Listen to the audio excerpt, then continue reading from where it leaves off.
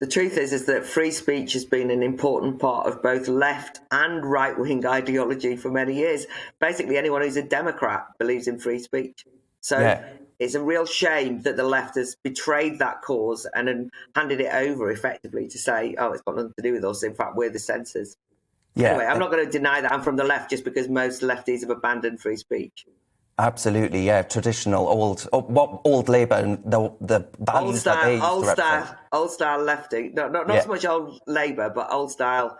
Look, I believe in freedom. Yeah. Free society. Well, speaking of freedom, Claire, I'm worried that it's in peril here. I don't know if you heard what I had to say earlier, but I'm really, really concerned that, frankly, the government's new bill, the online safety bill, is actually going to make the internet a place in which, well, frankly, there will be a severe amount of censorship because these tech giants will say, well, hang on, it's just far too much of a risk for me to allow you to say that on my platform, safer to just remove you from it altogether.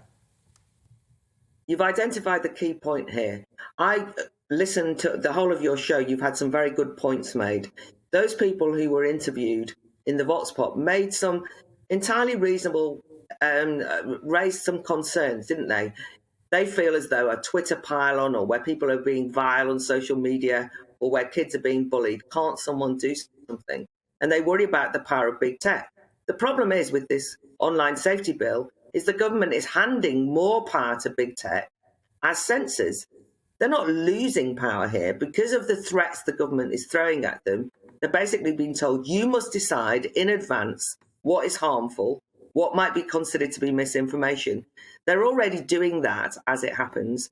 And what that indicates is that the people who are not trusted to make decisions about what, for example, is true or not, are the public. It will be big tech that gain the power out of this, as well as Ofcom, which one of your contributors suggested we should trust.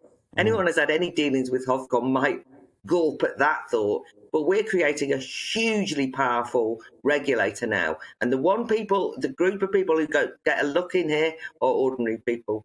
They will have what they're able to see and hear decided for them by the powers that be.